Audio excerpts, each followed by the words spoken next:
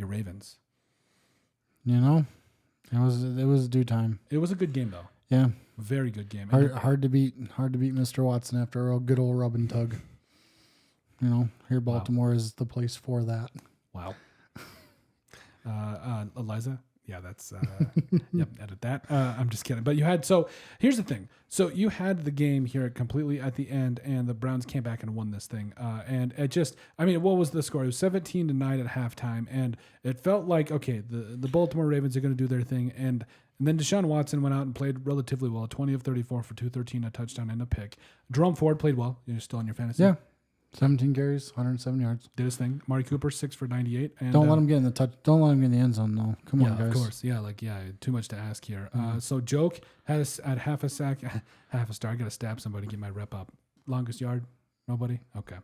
So then Zadarius Smith with half a sack. Myles Garrett, sack and a half. Defensive Player of the Year candidate. Put in your books. And then also Mike Ford and Greg Newsome also had picks. I think Greg Newsome had his pick 6, if I'm not mistaken, too. So, honestly, the Ravens, your boy Lamar Jackson, just a bad game. It happens. No, and they played him well. Yeah. And obviously they got pressure, and that's where Lamar doesn't do well. If Lamar can that's the difference between Lamar and Josh Allen. Josh Allen can make plays on the run, and that's where he's comfortable making plays on the run. Yeah.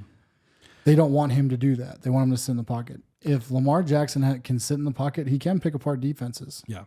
But he also can make plays.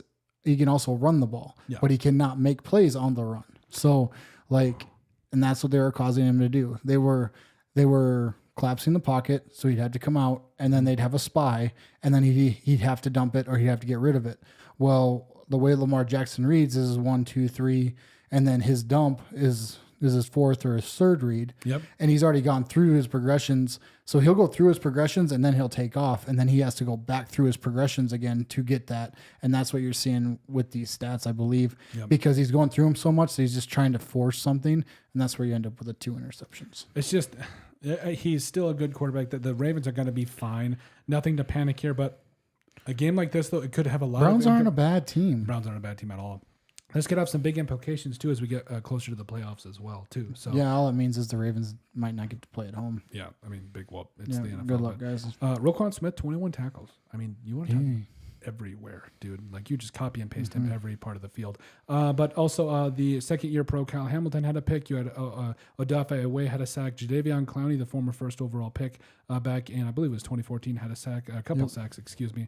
And Justin M., my man, week after week after week, I say your name, still getting it done on the defensive side of the football. I still can't say your name, dude. I'm really sorry. Hopefully you don't see this. But overall, it is rough, but the Ravens are still them, and I think that the Browns and the Ravens, they're gonna go at each other here, especially in the second. I think when it matters, the Ravens are gonna come out on top. That's just the likelihood of it. Yeah, I'm not really that worried about it. Yeah, especially if it's in Baltimore. Yes, Harbaugh will be down there shutting down SARS parlors, making sure there's nothing for the week before.